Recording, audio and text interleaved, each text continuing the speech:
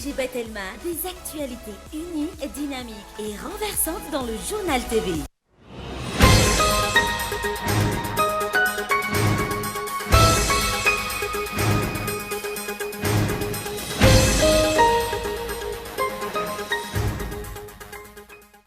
Raha ny fampitam-baovao ray farany avy amin'ny sampana mpamantatry ny toetry ny andro atao amin'ny distrikany Bekily no nisy nivon'ilay rivo-doza Eminaty ary ivoaka an-dranomasina anioalina.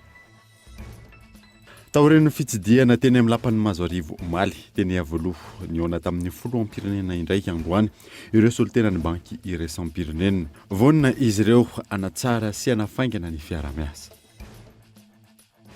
Mitakina nokafana tanteraka ny sistan'ny Madagasikara ny avy eo anivon'ny fikambanam-be ny sehatra tsy miankina mahery ny 703 miliara ariary ny faty antoka hatramin'ny sin'ny Covid-19 teto amintsika raha ny fanazavana.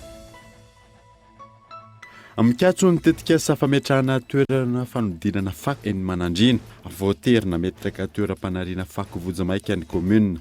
Manomboka tsy voafy anefa izany ka antony anaovan'ny komuna Antso amin'ny fanafainganana ny fametrahana ny tetikasa.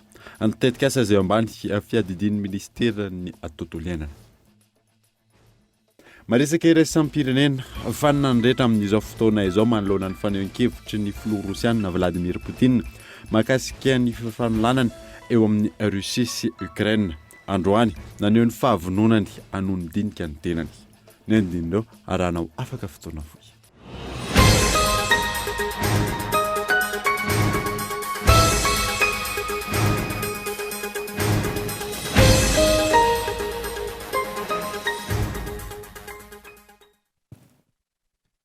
Finaritra tompoko lasy sy tompoko vavy fotoana vaovao eto amin'ny Akolo TV ka manasanao ary anaraka izany hatramin'ny afarany. Nanomboantsika ny vaovao dia raha fampitam-baovao voaray afarany avy amin'ny sampana mpamantatry ny toetry ny andro atao amin'ny distrikany Bekily nisy nivon'ilay rivo-doza Eminaty ary ivoaka an-dranomasina anioalina. Fa ny ionina saina. Mikisaka mianatsy mandrefana hatrany ilay rivo-doza Eminaty amin'izao fotoana izao ka mafaka 20 kilometatra isan'ora miaraka amin'ny tafio-drivotra 100 kilometatra isan'ora araka ny fampitam-baovao azy teo anivon'ny sampana mpamantatra ny toetrandro. Mbola any amin'ny distrikany Bekily zany hoe efa manomboka miala tsikelikely distrikany Bekily indray zany ity rivo-doza ity. Raha ny heriny amin'izay fotoana izay dia niena be aloha izy eo amin'ny 520 amin'izao 520 kilometatra isan'ora zavady ny rivotra hoentiny misy tafiotra 70 kilometatra isan'ora. Mikisaka mianatsy mandrefana hatrany zany hoe tsy miova hatrany ny diany eo amin'ny 20 kilometatra isan'ora ny hafainganam-pandehany zany eo anatin'izay. Ny voany dia ny hariva ihany mbola misy ny orana amin'ny faritra maromaro amin'ny tapany atsimo iny zany somary mbola betsabetsaka izay. Raha ny any amin'ny tapany avaratra ny nosy kosa indray dia oram-baratra zany no mipetraka amin'izao fotoana izao satria noho ny fisian'ilay rivo-doza any atsimo zany dia manefana ny oram-baratra izay any amin'ny tapany avaratra sy ny avoatany satria dia mahasoana tanteraka indray zany ny rivotra avy any avaratra andrefana na ny mousson tsika amin'izao vanim-potoana izao zany hoe venao anatin'ny volonam-pavaratra tanteraka zany tsika ho an'ny tapany avaratry ny nosy iny. Araka izany mitoetra hatrany ireo filazana loza amin'ireo distrika sy faritra voalaza hatramin'izay. Filazana loza mitatao miloko mena ho an'ny faritra Atsimo Atsinanana, Iorombe, Anosy, Androy, Benenitra, Betoky ary Ampany. Filazana loza manambana miloko mavo ho an'ny Beroro, Ankazoabo, Sakara, Morombe ary Toliara voalohany sy faharoa. Filazana fahamailona miloko manga ho an'ny Vatovavy, Fitovinany, Amoronmany, Matsiatra, Ambony. Itony Orambe amin'ny faritra Atsimo sy Atsinananosy araka ny fampitam-baovao voaray teo anivon'ny sampana mpamantatry ny toetrandro hatrany ary mbola ahery na ahery be ihany koa ny ranomasina indrindra amin'ny morontsiraka Atsimo Atsinanana sy Atsimo Nosy vokatry ny rivo-doza Eminaty. Iangaviana araka izany ireo mponina voakasiky ny filazana mba anaraka antsakany sy andavana toromarika omendreo manam-pahefana isan-tokony. Nitondra tafiotra mafy sy rotsakorana betsaka noho ilay rivo-doza Batsiray ny rivo-doza Eminaty akoatra ny tao Manakara niena amin'ny ankapobeny ny fahavoazana hita noho ny fandraisana fepetra mialoha sy ny fiomanana gatao Andretsilavo. Isan'ny faritra nolalovany rivo-doza Eminaty ny faritra Vatovavy, Fitovinany, Amoronmany, Matsiatra Ambony, Beroro, Ankazoabo, Sakara, Morombe, Toliara voalohany sy faharoa, Atsimo Atsinanana, Iorombe, Anosy, Androy, Benenitra ary Ampany. Tahaka izao ny sombiny ny fandalovan'ilay rivo-doza tao Manakara.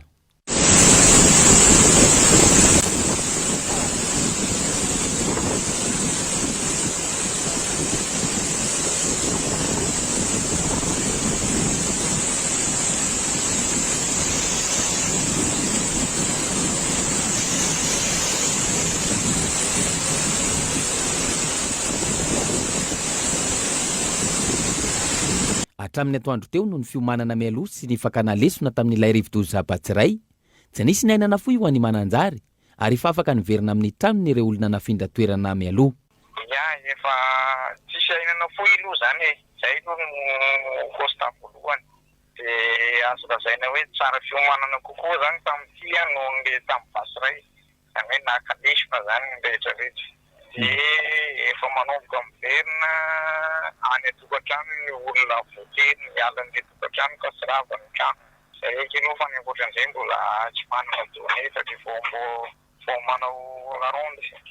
Raha ty hevina olona manodidina ny 720 avy amin'ny tokantrano misy 570 no nafindra toerana mialoha tao mananjary ho fisoroana mialoha ny voina mety hitranga na izany azy nisy ny fampitehana nateraky ilay rivodoza isan'izany ny maison des jeunes na Analanjavidy, ny EPP Plateau de la Milice, potika ihany koa ny EPP Joseph Robert ao Anosinakoho ary tsy azo ole ny eny Ankatafana. De tena fizelena satria ianton'izy alenay sady mitete trano nipetrahanay sy natoriana misy no de efa isan-dagny moa rava tena sisy fatoriana zany misy zany tamin'ny tao fa de nipetraka fosiny maromaro tao aloha de tena nataotry tagnatin'izay. De manaona amin'izao fotoana zao efa misy ihany ve le famasina sakafo anareo sa manao koa?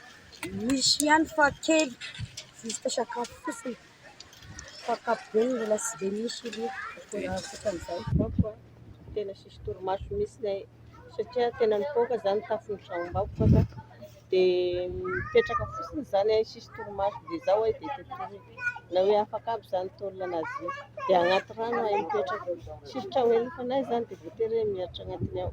Itoy no rambe amin'ny faritra atsimo atsinanana sy ny faritra atsimo.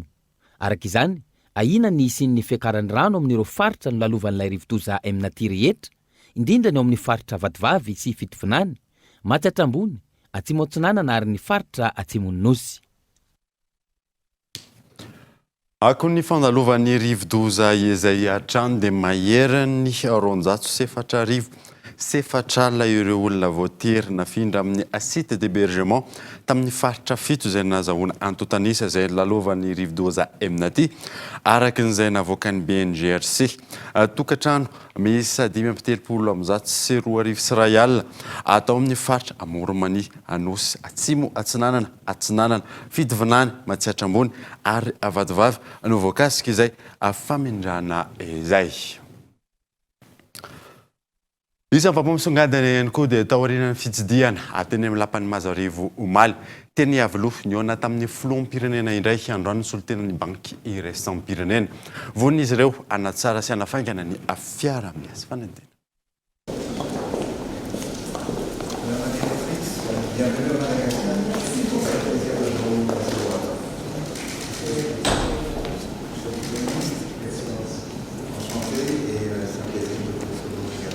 Nitsidika ny filohan'ny Republikan'i Madagasikara indray androany ny solotenan'ny banky iraisam-pirenena rehefa avy niaona tamin'ireo mpikambana sy ny praiminisitra lehiben'ny governemanta omaly. Tetikasa maro no nahazoana fanampiana tamin'ny banky iraisam-pirenena ho fanohanana ny fampandrosoanan'ny Madagasikara indrindra nandritra ny fiatrehan'ny valanaretina COVID-19 teto amin'ny firenena.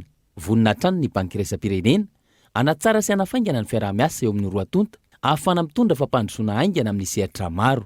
Isan'izany ny fametrahana fotodrafitrasa, ny fampianarana, ny fahasalamana, ny fiainan'ny mponina, ny fitaterana, ny fambolena ary ny mahakasika manokana ny fiarenan-dohan'ny faritra Atsimony Nosy. Nanamafy ho fahavononana io tsy ahivina ny solotenan'ny banky iraisam-pirenena nandritra ny fandalovany teny Mazoarivo. Et ça c'est normal que la banque vient de Zaratra toka mandalo miresaka matetika amin'ny gouvernemanta ny banky iraisam-pirenena ahafahana mijery ny fizotran'ny asa ataonay sy izay atao miaraka raha ohatra ka misy fanovana tsy maintsy atao na ny zavatra ampina.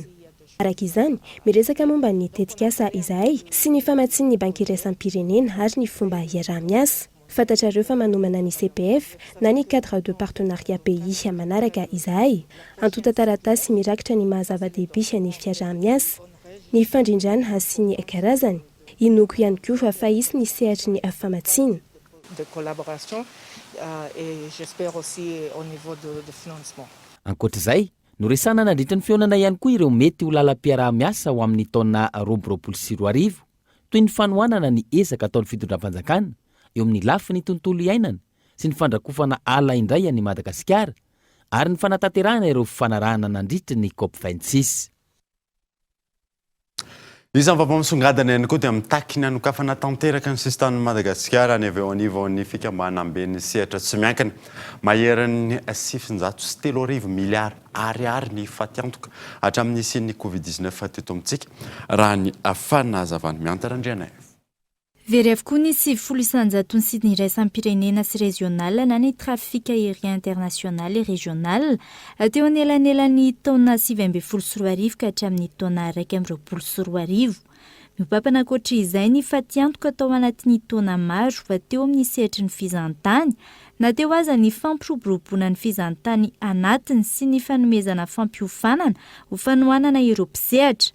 Nadratratra amin'ny 703 miliary ariary ohatra ny fatiantoka io ho an'ny sehatry ny fizantany. Hatramin'izay tsy mbola miarina ny sehatry ny fizantany ary mihisatra ihany koa ny fiodonan'ny toe-karena amin'ny ankapobeny. Entina hirosona amin'ny fanarenan'izany, ny taky ny sokafan'ny sistany tanteraka ny vondriny sehatra tsy miankina izay ahitana ny Confédération du Tourisme de Madagascar, fivondronan'ny mpandraharaha malagasy ary ny Groupement des Entreprises de Madagascar.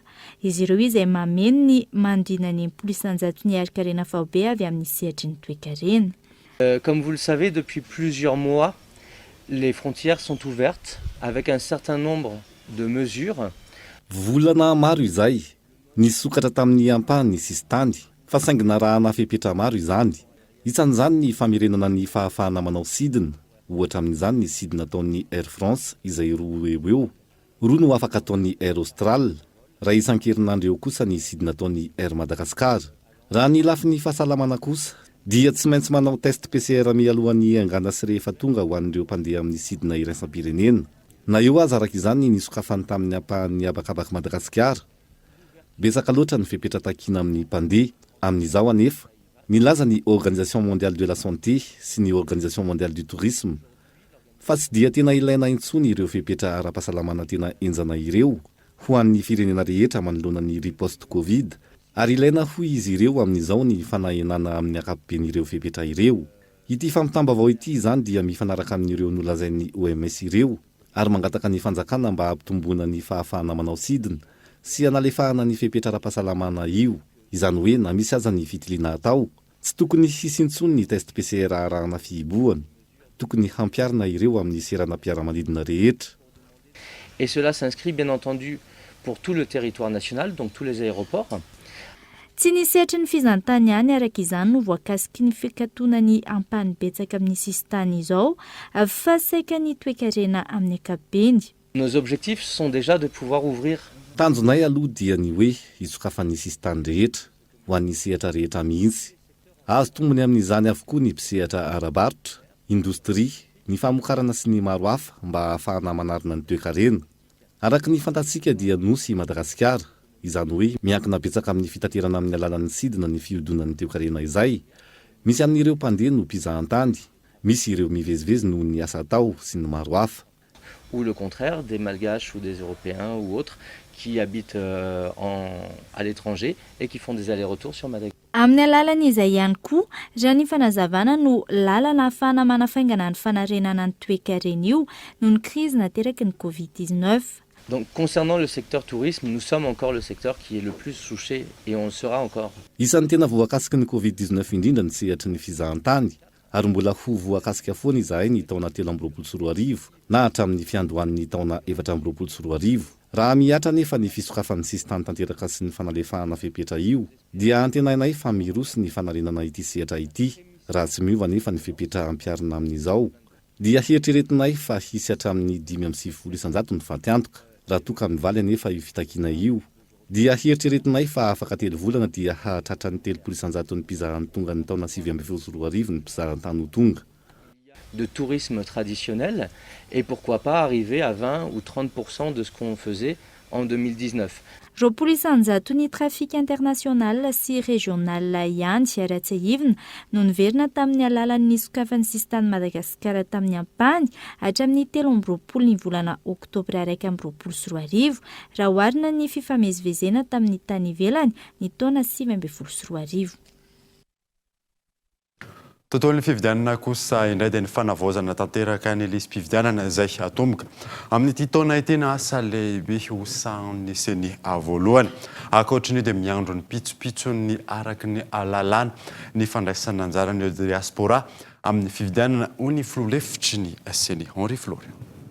Ahafahana mandrindra ny fomba fiasa mandritra ny enitaona vaovao izay fepotao ampiasan'ny seny manomboka ny taona 2024 ka hatramin'ny taona 2024. Nanatanteraka atrikasa nandritra ny 3 andro izay nifarana tamin'ity androany ity ireo mpikambana mandrafitra ny voamieram-pirenena maleo tena misana ny fifidianana niarana tamin'ny PNUD. Atrikasa nentina namolavolana sy fankatoavana ny drafitrasany seny mandritra ny fotoam-piasany. Fandaharan'asa teo lehibe no nodonihana nandritra izany. Teo ny mahakasika ny fitantanana ankapobeny ny seny, teo ihany koa ny mahakasika ny fifidianana izay fandimby eto amin'ny tany sy ny firenena, ary ny fahatelo farany mahakasika ny serasera sy ny fifandraisana ara-pifidianana. Teboka maromaro no voaresaka tamin'izany ka isan'ireny ny fanavaozana tanteraka ny lisy-pifidianana izay nahabe resaka teto amin'ny firenena. Be dia be ny fanatsarana hoentinay na dia ny serasera fotsiny ara ohatra izao ohatra ny fiatrehana satria fantatrareo loatra fa tokony hiainga amin'ity taona ity ny refonta raha tsy miala fa tsy amin'ny resaka nataon'ny ministry ny atantsika maika moa fa amin'ny zavatra izay nivoiziny seny hatramin'izay nivoizinay tany anatin'ny fiarahamon'ny pirenena fony izay mbola tany ihany koa dia amin'ity taona ity zany tsika natotsa refonta zay efa fanatsarana goavana be fa tsy misakana ihany koa zay ny fanavaozana isa-taona izay ataontsika mahakasika ny lisitry ny fidy manana ny fomba fijery ny olona samihafa fa ho anay zany zay voasoratry ny lalàna dia tsy maintsy tanterahana satria raha tsy manatanteraka an'izany zay dia ianareo ihany ny lohalarana voalohany iteny hoe io ny seny fa tsy manara-dalàna. Fantatra ihany koa fa efa namoaka fanambarana ny masivony Madagasikara ao Frantsa ary miantso ireo diaspora isoratra anarana ahafahana manomana sahady ny fampandraisana anjara azy ireo amin'ny fifidianana izay ho filoham-pirenena amin'ny taona 2024. Nanamafy ny filoha-lefitry ny seny fa eo ampiandrasana ny lalàna sy ny pitsopitsony mahakasika izany izy ireo amin'izao fotoana izao mba hampanara-dalàna izany rehetra izany. Karaha miresaka diaspora tsika izany azo antoka fa tsy maintsy isy lalàna manokana mahakasika an'izay ary raha miresaka diaspora tsika mila faritana aloha inona ny atao hoe diaspora. Le olona mipetraka enim-bolana any amin'ny firenena ivelany sy enim-bolana eto Madagasikara ve diaspora ohatra fotsiny zany. Ray anankiray faharoa aiza avokoa no misy ny diaspora malagasy tsy Europa rery any Azia manao ahoana any Amerika any Afrika sy ny sisa. Ny continent anankidimy misy diaspora malagasy avokoa fa mila faritana aloha inona ny atao hoe diaspora dia arakarak'izay tsika no miantsehatra dia arakarak'izay no andaminana azy hoe mety misy bureau de vote apetraka ve zany sa mety vote en ligne ve no atao sa etsetra misy format BDP azotsika anaovana azy fa angamba tsy mbola tokony adivitra an'izany tsika fa any amin'ny lalàna anaovana azy tsika zao no any amin'ny lalàna anaovana azy no tokony aditsika hevitra zao. Fantatra fa horaketana ao anatin'ny boky ny drafitrasa tapaka nandritra izao fivoriana izao ary lasa tahirin-kevitra izany azahoana miroso amin'ny fanatanterahany ny antsipirian'ireo asa rehetra mifandraika amin'ny tetiandro ny mpifidianana. Tahirin-kevitra izay hanapibetsaka ireo mpiara-mombonantoka hahalala ny sehatra azon'izy ireo hitondrana anjara birikiny ao anatin'ny zotra-mpifidianana. Lafim-baovao hafa kosa indray dia manoloana an'ireo raharaha mahafampana amin'izao fotoana izao izay mahavoaendrika tompon'andraikitra maro. Misy ny fandrahoana an'ireo mpitsara manatanteraka ny asany raha nambaran'ny foloan'ny syndicat-ny mpitsara eto Madagasikara tamin'ity androany ity mitaky ny fahaleovatenan'ny fitsarana manoloana izany izy ireo Henri Florian. Hatramin'ny nandraisan'ny filohan'ny SMM vaovao ny asany amin'ny mahafilohan'ny syndicat-ny mpitsara azy eto Madagasikara fitarainana miisa 12 no efa voarainy hatreto manoloana ny tsindry sy ny fitsabana ny raharaha-mpitsarana atao ny tompon'andraikitra maromaro manoloana ireo raharaha mafampana eto amin'ny tany sy ny firenena. Manoloana io namoaka fanambarana fanonefany indray ny teo anivon'ny SMM ny andro ny omaly izay manamafy ny fangatahan'izy ireo ny tsy hitsabahana amin'ny asan'ny mpitsara. Efa maro ny koraiky, misy koraiky maromaro vitsivitsy mandefa fitarainana dia mitena mikasika ny fanambarana nataona io zany azonao tsara le hoe mampitangana sy mametraka zany izy zay hoe aloha hitsaratra le interférence fa manana fahaleovatina ny fitsarana ao anaty fanatanterana asa indrindrandrindra ny mpitsara manao ny asany en général mitsindro mahazo ny tsara ny fahazany ataovy azao ty nahazo ambola atao ty zay le endrikendriky zay le endrikendriky le izy hoe inona le fidirana am'le izy fa ny situation misy am'izao fotoana zao satria mafampana ihany satria ministry ny fitsarana teo aloha zay raisiny bioko an-tanana sao dia mifandraisitsika ny dikan'izay a rehefa aminao ny mpiantoka ny fahaleovatena fitsarana dikany hoe fa mahaleo tena dia tsisy mibaikobaiko tsisy manindrotsindry tsisy mampamendro fendro tsy misy mitsabatsabaka nanamafy ihany koa ny teo anivony SMM fa tsy ihonona amin'ny fanambarana tahaka izao intsony izy ireo raha toka mbola mitony tsy fanomezana malalaka ny mpitsara hanao ny asany raha servitanana malao aoka retsy aminao mavantotra koa nanao assemblée générale teo tamin'izao ma samy teo daholo nareo mbola tsy nisy assemblée générale ohatrany vonona mpitsara ho anatanina fotsiny aloha resako fa mino aho fa ombaniny any amin'ny faritra rehetra mana zay vonona mpitsara ijoro ndraindray aloha misy foana tsy mahazo fitsarana sy mpitsara isatsokajo hoe ikolokolo be ao sy sisa fa zay ijoro ary zahay na mpitsarana izay tatany anay SMM dia anisan'ny andraitraikitra sy adidy ho amin'ny ady mikolokoly fa le izy kosa averiko le teniko teo raha servitanana malao aoka tsy amin'ny navantotra koa tena hoaho zay ny ratsy ny anina hoe miteny le olona hoe ajanony ana ataovy azao sy sisa io le raha mafampana sy karazana dia tsy petraka fotsiny am'izao kosa ny SMM fa eo tsika mahita izy nanentana ireo mpitsara rehetra izay mandre an-tanana ireo raha mafampana rehetra ihany koa ny filohan'ny SMM mba hijoroan'izy ireo araka ny lalàna ka tsy atahotra na eo aza ny tsindry maro samihafa farany no tsy pihan'ny filohan'ny SMM ihany koa ny tokony hanendrena ny minisitra tompon'andraikitra eo anivony fitsarana ary olona mahafeno fepetra no takina amin'izany raha ny fanazavany hatrany nivoaka tamin'ny fanginany ireo zanaky Nosy Sainte Marie taoriana ny fametrapelan'ny ministry ny fitsarana Mbiky Erlaza nambaran'izy ireo tamin'izany fa tsy mazava ny fomba na ny sorana ny ity ministra ity fanadina taorian'ny fiatoany ministry ny fitsarana Mbiky Erlaza tamin'ny asany nivoaka tamin'ny fahanginany ireo mpikambana ao anatin'ny fikambanana zanak'Antenosy Miray nambaran'izy ireo tamin'izany fa tsy mazava ny fanesorana ity ministry ny fitsarana ity izay zanaky ny Nosy Sainte Marie zay sambagnano fagnambarana to hoe zay tsy manotry bidy mpanjakana satria mazava loatra fa ny toerana mahaministry fanjakana mametraka ary fanjakana magnala tsy hoe nalana ministre zay ny zanaky ny Nosy ka mahatonga zay agnano fagnambarana fa le fomba nagnalana anazy no tsy mazava aminay mahatonga zay malahelo ary mahatonga zay mivola indasity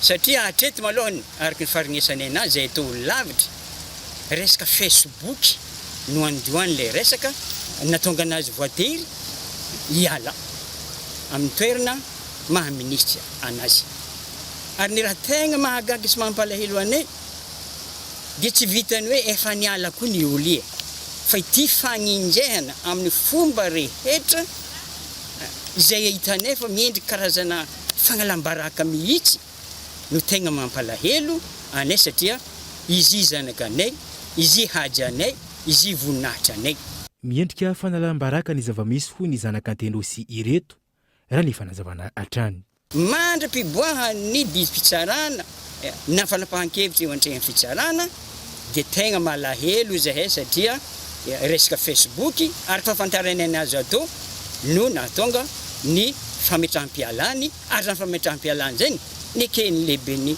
gouvernement nekleny filohan'ny republika ka izay zany tondrahatra zay zany mahatonga zay mivola ino loatra moa raha nahazo zahay aty Nosy ka mahatonga raha magnano karaha satria izy koa resaka fialany tamin'ny toerana efa niala koa ny izay magnino zay le fagninjehana mbola atao sesilany amin'ny fomba rehetra efa tsy fagninjehana eky le raha fahitany anazy karaha fagnalambaraka zay ka malahelo zahay mikasika ny toe-javatra mitranga ka manetry ary anareo mpitondra fanjakana ambony zany zahay fa matsiaro karazany voabaraka zany zahay malahelo zany zahay andrasana araka izany no mety ho tony ity raharaha ity raha ny nambaran'ireto zany Kinino sy Sainte Marie ireto. Tahaka mazatra anaraka doka vatrosika melony idirantsika ny tapany faharoany vaovao rehefa avy.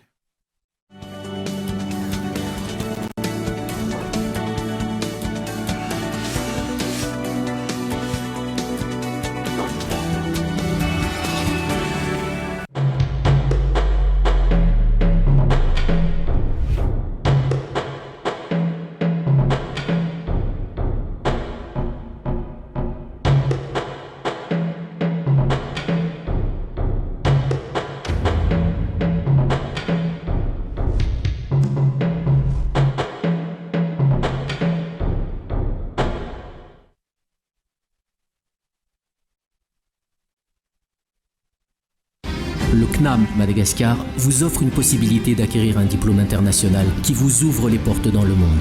Formant les plus hauts placés des administrations, CNAM vous propose plus de 658 parcours niveau bac à bac plus 8. Réussir, apprendre, innover. Faites partie des plus grands et visez plus haut. Inscrivez-vous pour le nouveau semestre. www.cnam-madagascar.g 67 hectares, maison des produits, 6e étage, Antananarivo 101.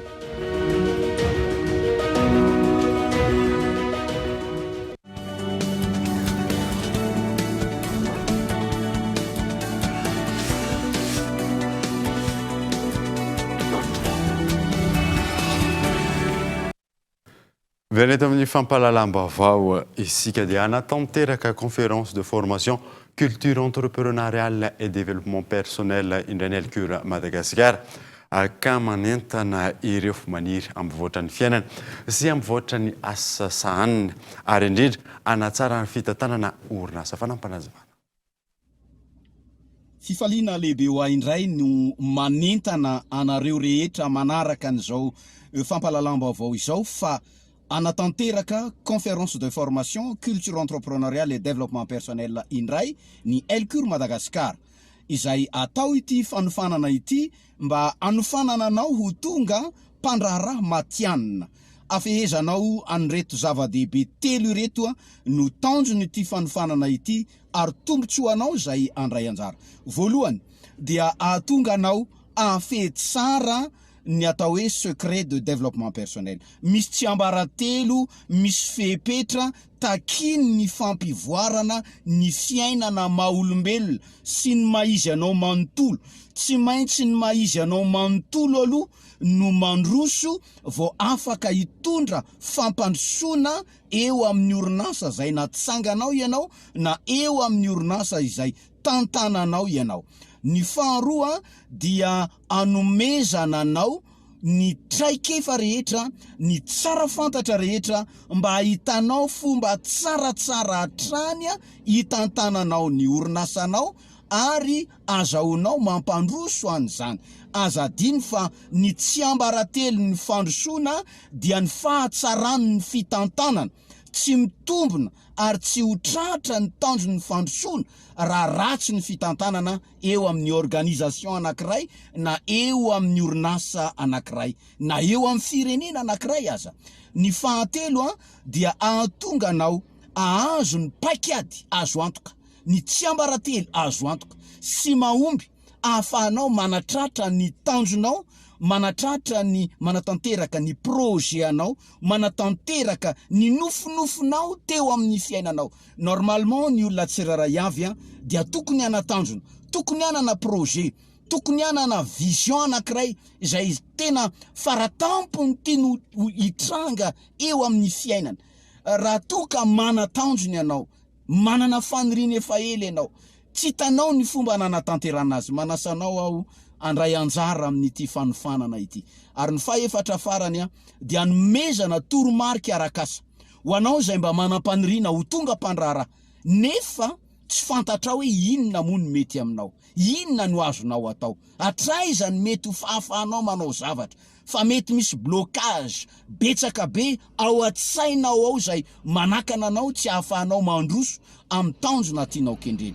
Roa andro ny fiofanana fa 6 mois ny suivi, encadrement, accompagnement atao.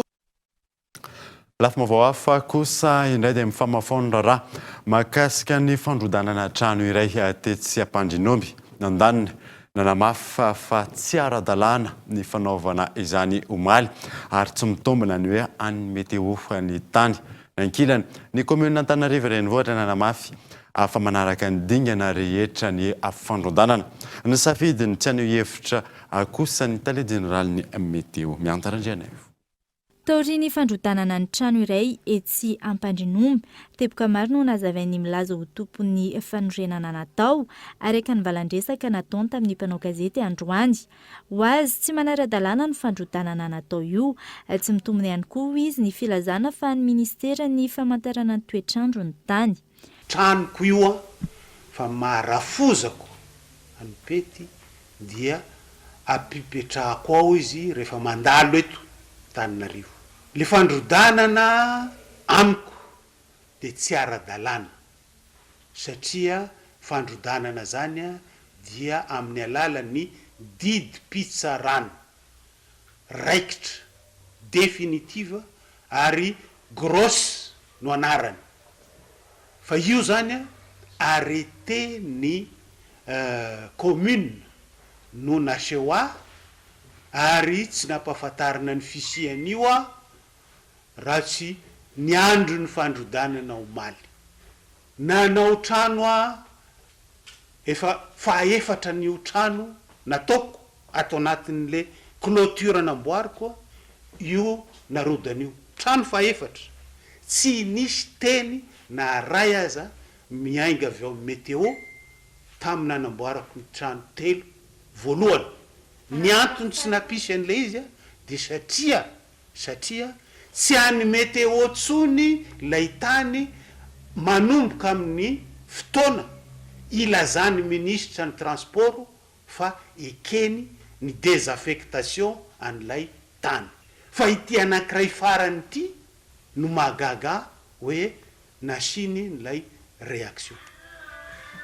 Raha toka ny safidiny tsy mbola aneo hevitra sy hitondra fanazavana mikasika ny raharaha ny tale généralin'ny météo araka ny antso an-taribiny fanaovan'ny gazety taminy. Nitondra fanazavana kosa ny teo anivon'ny commune Antananarivo renivohitra mikasika ity raharaha ity. Nandalo ny dingana rehetra ho izy ireo vao tonga tamin'ny fandrodanana tontosa omaly. Nisy tokoa ny fampahafantarana voalohany aloha zany nisy ny descente-ny inspecteur de voirie teny toerana tamin'ny alohan'ny juin moa zany 2021 de nampanatsoina monsieur izay voakasika tamin'ity raharaha ty de tonga tety aminay izy tamin'ny 30 juin 2021 de raisinay izy nampahafantarana aloha hoe fanorenana tsy ara-dalàna io ataony io de tokony atony farak'izay aingana de karakaraina aloha ny taratasy de rehefa nitoy le asa de namoaka izay tamin'ny 10 août 2021 namoaka arrêté interruptif na travaux aloha de voaka moa io arrêté io de nampahafantarana tokoa le olona. Tsy nentina nandray moa le olona de napetraka tao amin'ny fokotany le izy tamin'ny 20 août 2021 de ny fokotany zany no mampahafantatra le olona satria zahoana akaiky indrindreo de nefa nihita fa mbola nitohy indray tokoa le asa de avao zany moa nataony arrêté de démolition izay navoaka tamin'ny 28 octobre 2021 voaray le izy tamin'ny 9 novembre misy olona nanao siny zany teo toerana nandray an'izy ity de tsika zany natateraka le démolition omaly vao natao le izy. Misy ny fitakiany eo anivon'ny météo ny tany raha ny fanazavana trany. Zavatra tsotra le izy resaka construction illicite dika zany fanorenana tsy nahazo alalana le izy de na ambony tan'olona zany tany tsy hanao zany le izy aloha voalohany indrindra de tanytindray mitoraka ity zany le teo amboniny tany mpanjakana le izy tany ministère ny météo. Noho ny information azonay aty amin'ny commune aloha zany amin'izao fotoana de le toerana izay nanaovana démolition de ao anatin'le toerana izay tsy anazy de zany nazavain'ny ministère ny aménagement nay tokoa moa zany ny mangataka moa zany mbola tsy midika efa nahazo de mety mbola amin'ny procédure mbola en cours fa mbola tsy amin'ny anarana le izy hatritry ny androany de dikan'izany tsy afaka mireconnaître zay commune hoe anazy le izy satria na ny ministère ny météo amin'izao fotoana de miréclamer an'le toerana. Laza ny tsy anaiky izao zava-misy izao kosa i général Tsaranazy Jean-Emile. Raha ohatra ka milaza ny aménagement du territoire fa miandry en cours ny dossier anao de miandry après am'izay zay tsika vao mahita hoe ahoana reto fandrodana efa natao reto zay tsy ara-dalàna raha ohatra ka azo am'izay zany mivoaka ny taratasy zay ankoro le signature. Raha ohatra ka mbola mikiry izy de afandray nitondrako azy hoe noho ny zaho avy any vangain-drano ve zany de tsy miandry lalàna ny fandrodanana ny tranoko. Eto Antananarivo tsika no miresaka no leto Antananarivo ve zany afaka mandrava ny tranon'olona avy any vangain-drano tsy misy didy pitsarana, tsy misy nenineny. Ministra ny transport teo aloha, DG ny météo io nivadiko teo aloha. Andrasana araka izany ny fanazavana avy ao anivon'ny ministera ny fitaterana sy ny famantarana ny toetrandro mikasika ity raharaha ity. Lafim-baovao hafa kosa indray dia tsy nahitana afavoazana agoavana toy ny tamin'ny fandalovan'ny Andro Ratsianahy sy ny rivo-doza Batsirainy lalam-pirenena anatin'ny zao rivo-doza Eminaty izao araka ny tatitra avy amin'ny filohan'ny Astrama tamin'ity androany ity fanamparazana. Araka ny communiqué napetraky ny ministera fitaterana moa zany dia tamin'ny omaly talata ihany no nisy fampitsarana ny tamin'ireny faritra zay tao amin'ny loko mavo sy mena araka ny fanambarany tao amin'ny météo. Mikasika ny sarandalana dia mbola teneny kombenombeny fa hoe ny fampiakarana sarandalana zany dia misy fandaminana apetraka. Zany hoe tsy maintsy mainga aloha zany amin'ny fankatoavan'ny fivoriam-ben'ny mpitatitra. Ary misy koa zay ataontsika hoe kajikajy zay atao araka ny filana zany araka ny tokony ny antony ampiakarana zany sarandalana zany. Ka noho izany raha ohatra ka misy ny fampiakarana zany sarandalana zany dia satria misy lalàna mifehan zany dia fandikan-dalàna zany ary zay no entanina ombenombeny ho an'ny mpanjifa alaivony tapakila zay milaza fa ity ny fampiakarana dia iny tapakila iny no entina any amin'ny ATT agence de transport terrestre na amin'ireny gestionnaire ny tompiantsonany ireny dia ireny indray no mampiantso ny tompona andraikitra ahafahana mijery sy manasa azy an'ilay coopérative na ilay mpitatitra manao an'izay fampiakarana zany. Mikasika kosa ny tetikasa fametrahana toerana fanodinana fako eny Manandrina voatiry nametraka toerana fanariana fako Vonjimaika ny commune manomboka tsy voafehy anefa izany ka antony anaovan'ny commune antso amin'ny fanafainganana ny fametrahana ny tetikasa izay amban'ny fiadidiny ministera ny tontolo iainana. Yves Richard.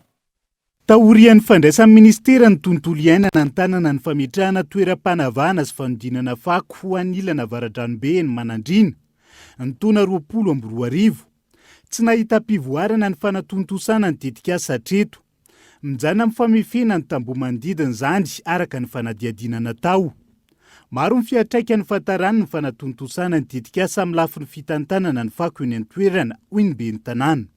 Ity afara nefa dia somary ela ihany ilay asa dia ny tombony fako ary dia lasa niotra ivelan'ilay site de charge. Ny site moa tsy azo andraisana fako fa natao ivelany aloha ilay fako taty afara nefa dia ny lasa nipatenaka tamin'ny arabe ny fako ka dia lasa tsy voafehy intsony. Dia nanapa-kevitra zay ny anangana site de décharge provisoire alohan'ny avy-tany ilay site de décharge tena izy. 16 hectares ny tany natokanay ho an'io fanaripako io dia mbola eo amin'ny 10 hectares angamba zao no voafaritra sy vita amin'ilay asa. Dia ilay ambony zany dia noverinay commune ho aménagena ary dia aolona tobinan'ny fako mandrapavitany site de décharge tena izy. Tsy misakana amin'ny fametrahana ny tetikasan'ny commune Manandrina hoy ny ben'ny tanàna. Antony mahazo tombo mivantana amin'ny famokarana zezika avy amin'ny tetikasa fanodinana ny fako avokoa. Ny 800 mponina izay mivelona amin'ny fambolena. Takian'izy ireo araka izany fanafainganana ny fametrahana ny toeram-panavahana sy fanodinana ny fako eny an-toerana. Zany hoe mba ny fahavitany aingana ilay site de décharge mba tsy partahan'ilay fako be loatra ka anjary sanatriavana tovana andralanitra isika dia mba ho vita aingana ilay site de décharge. Raha zany no mitohy zany tsy fahavitan'izany site zany dia mety hiditra amin'ny fanakatona amin'ny fanaripako ny commune Manandrina ka anjary lasa olana lehibe eo amin'ireo commune manodidina izany zavatra izany. nefa raha vita ara-potoana ilay CDSR dia afaka mandray ny fako nireo commune ireo zay. Dia eto zay dia manaitra ny tompon'andraikitra ny eo amin'ny maid mba hanafangana izany fanaovana ny asa fananganana ny fotodrafitrasa zany fa dia mijaly ny commune Manandriana amin'izany fampahatahan'ny fako zany. Efa misy ny fametrahana toeram-panariam-pako Vonjomaika saingy ilaina enti-manana ny fametrahana azy ho hatrany ben'ny tanàna ahafahana mifeny fiparihan'ny fako. Mandidina ny 50 taona isan'andro ny fako mitoby eny an-toerana raha iverenana. Isan'ny komuna manary fako betsaka eny an-toerana izany hoe mandidina ny 12 taona isan'andro ny ao Sabotsina Mena ka miara-miombon-kevitra amin'ny Manandriana amin'ny fitakiana ny fanafanganana ny fametrahana toeram-panavahana sy fandinana fako any an-toerana. Laza nitondra ny fanazavana mahakasika izay ministera voakasika ka andrasany ary hotatirina eto amin'ny fampahalalam-baovao ny mahakasika izay. Miamorongana kosa ny herisetra mifototra amin'ny mahalasy na ny mahavavy eto Madagasikara amin'izao fotoana izao misy ny lalàna velona miady amin'izany saingy maro ny olona tsy mahafantatra izany amin'toy araka izany ny fanentanana sy ny fampahafantarana izay lalàna izay fanadina. Araka ny fanadihadiana, manodidina 520 isanjato ny vehivavy tsy mahalala ny herisetra mianjady aminy. Ny 50 isanjato hiaran'ny herisetra ara-tsaina, 450 isanjato hiaran'ny herisetra ara-batana, 450 isanjato hiaran'ny herisetra ara-ekonomika, ary 520 isanjato hiaran'ny herisetra ara-nofo raha ny antontanisa voalazan'ny FPFE. Antontanisa voalohany tamin'ny 7 janoary 2024 rehefa nanao fanadihadiana tena nivotika tany maromaro manerana nosy zahay dia 520 isanjato ny vehivavy eto Madagasikara tsy mahafantatra akory hoe ny herisetra izy ary miaina ao anatin'ny herisetra dia milaza ary zareo fa hoe raha ohatra hoe tratrana herisetra ara-batana na violence physique ho isy dia reveriny fa zavatra mety satria inona no nahatonga an'izay satria izaho nandoto vary satria tarany sasalama dia izay no anisany nahatonga an'le hoe ndao edina mafy mba hisy lalàna hiaro vehivavy izay ny tamin'ny taona 2024 tsy mahafantatra ary heveriny fa le herisetra mianjady aminy dia heveriny fa hoe zonony mizakany izay zavatra izay. Misy faritra folo no safidian'ny FPFE, Fédération pour la promotion féminine et enfantine, sy ny JICA, Agence japonaise de coopération internationale manokana eto Madagasikara. Araka ny voalazako teo moa 10 régions no nataonay dia ce sont les régions tegna à risque, tegna misy ohatra VBG, VDB kokoa. Miaraka tamin'ny ministère en population no nanaovanay le choix le nisafidianana le région. Donc efa hitantsika midéplier agny ihany fa misy zone touristique dia misy zone tegna somary manao abus d'alcool kely dia misy région ohatra misy adiny Lavali regny miteraka VBG daholo regny dia misy le mpamaky vato miteraka VBG daholo regny dia zay natony nanaovana choix amin'izao fa angatahany mihitsy mba hitoy izy ity fa tegna ilainy vahoaka le izy. Ny vehivavy no betsaka indrindra hiaran'ny herisetra. Zava-dehibe hatrany araka izany ny fampahafantarana ny lalàna sy ny sazy omena ireo mpanao herisetra. Eo ihany koa fampahafantarana ireo niaran'ny herisetra ny zoanan'izy ireo.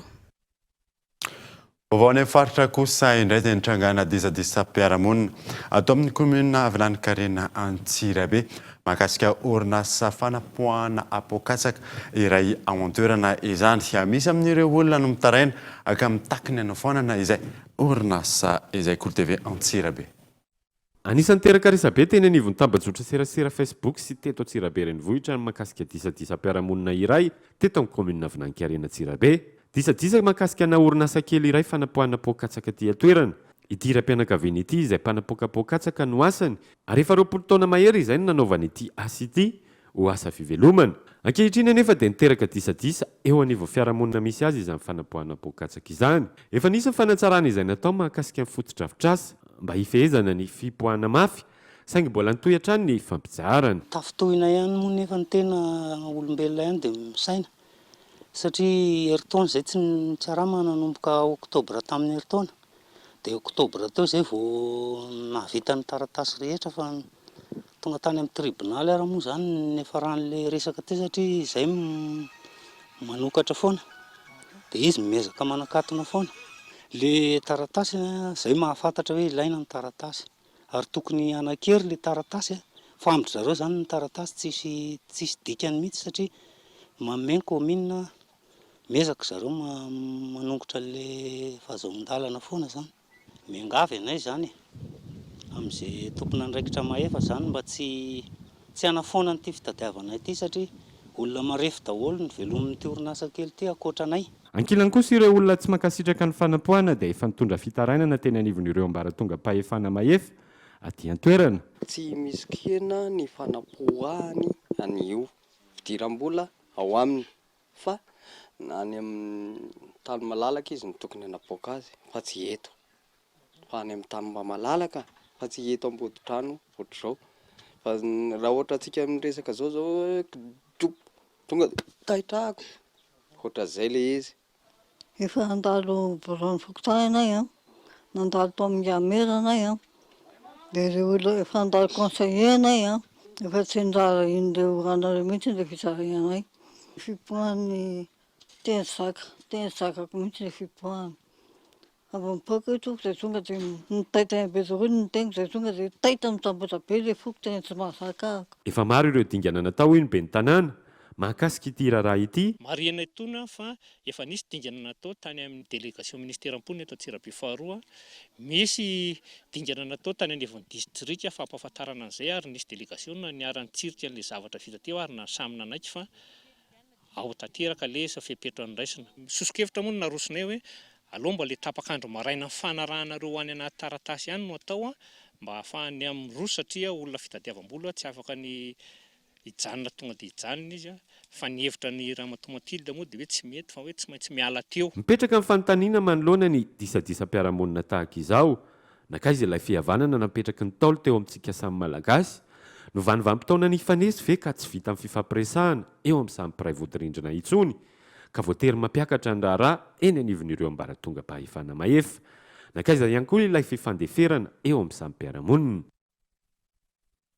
Natomboka kosa ny fanamboarana ny lalana ao amin'ny commune telo ao amin'ny distrikany Asambava faritra Sava isan'ny atao laharam-pahamehana amin'izany ny fahafahana mamoaka vokatra indrindra amin'izao fotoanany fahavaratra izao gaita Andretsilava. Manana velara-tany hatrany amin'ny 700 hektara ny Lemaki Ambaribe, commune Farahalana distrikany Sambava. Sahirana ny mponina amin'ny famoahana ny vokatra indrindra rehefa fotoam-pahavaratra tahaka izao. Tanimbarinay io maventy fa ny mampanahirina tsy safoka tomobily mandeha any ka zay amin'ny commune Farahalana ny ben'ny tanàna agnararotiko amiazay aby tonga ty io anomboka lalana eo amin'ny 5 km axe roa zany izy araiky miditra Vomaeva jusque Maropapango araiky miditra Antsaborara jusque Antsakafiry. Raha mahita fa ny tantsaha tegna mijaly ary zay ny mahatonga tantsaha malaky rebaka amin'ny fitaizana ny heny entina jiaby magnakiala agny hitaterina anavay. Raha ohatra tomboky lalana io mamoramora ny vahoaka mitatitra vokatra avy amin'izay faritra zay. Araka izany, natomboka ny asa fanarinan-dalana amin'ny 20 kilometatra manaraka ny reniranon'ny loko ao amin'ny ampahany voalohany.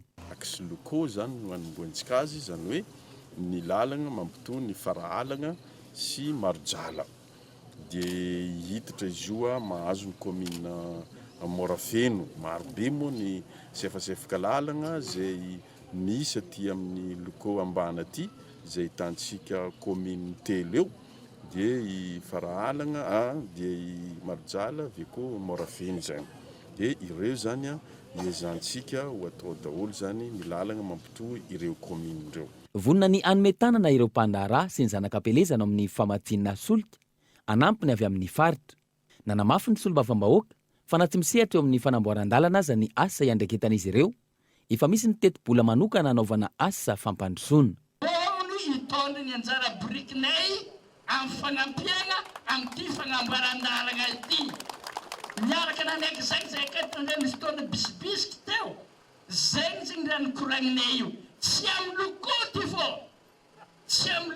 fô amin'ny asa lalana rehetra. Nisy ny fangatana tsodrano nataon'ireo olobe ao an-tanàna anatotosa ny tsakany sy andavany ny asa fanamboarana aorin'ny aksa miazo ny marojala ny lalana miazo ny ambohy mitsinjo no anoizana ny aosambava. Trangam-piarahamonina kosa indray dia olona miisa 9 no voasambotra ny zandary taorina ny fidinana ifotony teny La Réunion kely maraina ateo. Sarina tamin'izany ireo entana alatra, fitaovana famakiana trano sy fitaovam-piadiana ary basiboleta iray. Jola iray voasambotra teny Bogatsara no nitoroka ny namany Gaëtan Andriasalava. Taorin'ny fanafiana amin'ny tapiadiana teny amin'ny komunina Bongatsara sy ny fokontany Ankorondrano komunina Tsiafa ny aliny 12 febroary 2024 voasambotra ny iray tamin'ireo jiolahy. Rehefa tsatsa moa ity farany dia nanambarany toerana misy sy fiherian'ireto namany ireto ka voalaza sy voatondro fa teny La Réunion kely izany. Ny toerana sy voalaza dia eny ihany koa no ivarotan'izy ireo ny entana alatra. Andritsin'izany fotoana fidinana ifotony izany dia olona 9 no voasambotra. Ary amin'ireo olona 9 ireo dia ny ankamaroan'izy ireo dia efa saika olona voafonja avokoa. Marihana fa andritsin'izany fidinana izany sy ny fizavana izay natao dia basy iray revolver miaraka amin'ny antsilava sy ny ireo fitaovana famakian-trano no tsasa teny amin'ireto farany. Ny sy ihany koa ny tranon'olona anankiray izay misavaina ka nahitana rongony tapakony. Ary misy ihany koa ireo entana alatra marobe tao an-tranon'ity farany ity. Marihana moa fa ireto olona ireto dia tsy voasambany nanao izo asan'ny Jiolahy izao ary efa mampikaikaiky ny olona eto Antananarivo renivohitra sy ny manodidina ny asa ratsy ataon'izy ireo ka rariny sy ritsiny raha nidina avy hatrany teny toerana ny zandary avy ato amin'ny kompania Antananarivo renivohitra. Angatana hatrany ny fiaraha-miasa amin'ny mponina ka anomeloarany vaovao maro-potitra ahafahana misambotra sy manasazy ireo mpanao asa ratsy. Ny vokatra tahaka izao dia miainga avy amin'ny loharano vaovao avy amintsika tsirairay avy sy ny fahefantsika fahasahintsika sady nitoroka ny ratsy eny anivon'ny fiarahamonina misy antsika tsirairay avy eny. Misokatra moa ny fanadihadiana ary eo amin'ny mandritra izany fanadihadiana izany no ahafantarana izay tena mety mbola mpiray tombonantoka amin'ireto olona ireto. Nanambarany eo anivon'ny zandary fa isan'ny tomponatoka tamin'ny fanafiana teny Ambohitrimanjaka ny sasany amin'izy ireo. Mitoy ihany koa ny fanadihadiana ahafantarana ny naman'izy ireo. Nitrangana savorivorina rano famotehana fananan'olona atao amin'ny komuna Ambatsoratra tamin'ity androany ity resaka fanaovana asorina amina fitrandrana Vatsosarobidy no voalaza fa ny atombohany izany. Trangan'izeo taorian'ny fahitana fatina zazavavy 10 taona voalaza fa natao sorina Ivrichard. Ny alahady no hita faty tao an-tokazy komuna manaka mba hinatsinana n'ilay zazavavy 10 taona. Voalaza fa nisy nanao sorina kana Vatsosarobidy. Taorian'ny fandevenana ny razana. Nidina tany amin'ny komuna Ambatsoratra ny mponina avy any an-tokazo namodika sady nandoro ny fananany izay voalaza fa nanao ny sorina. Ny ainga avy mitondro molotry ny sakaizany vadiny ty ramatoa ity no nandraisan'ny mponina avy any an-tokazo izay anaparany ny atezera manoloana ny raharaha. Mivadiko mpanao mantohita azy mpanao koaritra roge. Tena izay ny olona fa nakazakiriny izy namono olona. Ka dia miroro zay amin'izao ary dia mangataka mihitsy zay amin'izao mba anefintoro izy zay amin'izao moa dia vonoana daholo zay va dia manjanaka ilay olona sy ny tanana eo zao dia may daholo ny tranonay amin'izao. May ny tranonay mizanakay vonoana. Zay amin'izao mbola misitrika miafina mihitsy satria mbola kijan'ilay olona vonoana. Nefa ndaray fa voarainy fanjakana fa voarainy zandarima ty nivadiko amin'izao. Dia ny tranonay amin'izao vonoana midorana zanakay tadiavina ho vonoana. Na ny tenako izao miteny izao koa ary dia ho vonoana zany dia tanjara eo fokon'olona avy any ho vonoana fa satria nivadiko zany nanao an'izay zavatra zany nefa zavatra tsy tamarikoditra akory hoe nataony marina na tsy nataony marina ilay zavatra. Ankoatra ny fandrahonana isan-tsokajiny nopotehan'ny mponina avy any an-tokazo avokoa hatramin'ny fananany ray niteraka ny fanja. Izany hoe ny rafozan'ilay lehilahy ho atondro ny sakaizany tomponantoka tamin'ny fanaovana ny sorina. Entany izay tombanana hatramin'ny 10 tapitrisa. Kibotage anankiroa, entana complet, salon, bailly, armoire, monterana motopompe, rehetrarehetra fa valerana vola fa any amin'ny 50 millions any zao 100 millions any zao nenay potika ao an-drano. Valerana kibotage anankiroa potika. Ny trano rava potika tsisy ny raisiny. Very fanazy amin'izao dia zaho ny zavana koa vonoana. Ny zanako vonoana, mivady aman-janako vonoana. ka zany no tena mampalelo anahy am'izao mba misy fanjakana ihany veny tany raha zavatra nataony maka mahatonga an'izao tsy maninona ane. Voafeny toedra rà nandritra ny vidin'ny fotony nataony zandary. Na izany aza maro ny entana sy ny fananana rava ary efa mandeha ny fanadiadiana amin'izao fotoana izao. Tamin'ity androany ity ihany koa norahona ny vahoaka tonga namaly fatiny zanany hatramin'ny mpanao gazety nanao ny asany ary tonga hatramin'ny figazana ny fitaovan'ny mpanao gazety. Andrasana rotatirina eto amin'ny fampahalalam-baovao hatrany ny toin'izay. Maresaka iraisam-pirenena kosa indray dia fanina ny rehetra amin'izao fotoana izao manoloana ny fanehoan-kevitry ny filoha Rosiana Vladimir Poutine mahakasika ny fifanolalana eo amin'ny Russia sy Ukraine. Androany naneho ny fahavononany hanao ny dinika ny tenany fanadina. Mivadibadila, stratège, diplomaty, isan'ireo fomba fitsarany mpamakafaka sy manam-pahaizana amin'ny fifandraisana iraisam-pirenena ireo manoloana ny fihetsika sy ny faneho-kevitry ny filoha Vladimir Poutine eo amin'ny raharaha mampifanolana ny fireneny Ukraine sy Russia. Rehefa nandroso ny tafika hiditra amin'ny faritsy Ukraine io Russia ny alatsinainy teo, ankehitriny naneho ny fahavononany hanao ny dinika ara-diplomatika indray ny tenany itadiavam-baolana. Na izany aza misy ny fepetra toy ny tsy fikitiana ireo tombotsoan'ireo firenena mifamatotra amin'ny Russia. Mifanindran-dalana amin'ny faneho-kevitra io nankatoavin'ireo loholona Rosiana ny fanapariahana ireo tafika any amin'ireo faritra separatista Rosiana. Hatreto arak'izany fanina ny rehetra ny amin'ny tiany Rosia atongavana amin'ity toedra rà ity hidinika andatabatra sa ampiasa hery. Ho an'ny OTAN mazava ny fomba fijery manomana fanafiana goavana i Rosia amin'izao fotoana izao ary mikendra ny Ukraine. Tsy ireo faritra notakiana tamin'ny fiandohan'ny herinandro ihany no tiany Rosia ho fehezana fa velaran-tany goavana hoy ny faneho-kevitry Joe Biden ary olona matapitrisany no mety amony ainy mandritra ny fakana izany izay tsy azo ekena. Nirotsaka ihany koa ny sazy avy amin'ny Etazonia sy ny vondrona Eoropeanina. Ny sazy ny reto farany izay miantefa amina olo-mpanjakana sy manam-pahefana Rusa ary vinaina itsy fiatraikany avy hatrany ho an'ity firenena ity sy ny vahoaka ao aminy. Fanapa-kevitra izay tsy ankasitrahany Ukraine. Etsy ankilany i Chine mitsipaka ny fanasaziana ary miantso ny fampidiniana itadiavam-baolana. Tsy mipetra-potsiny ihany koa i Ukraine amin'ity toedra rà ity, manomana sy manetsika ireo rezervista izy ireo ary amin'izao fotoana izao manamafy ny tafika ary miantso ireo teratany sy ny namany any Russia hiala ao amin'ity tany ity. Dia ny maresaka iraisam-pirenena manankatonao vaovao tamin'ity androany ity ankasitrahanao nanaraka izany soava tsara daholo tompoko.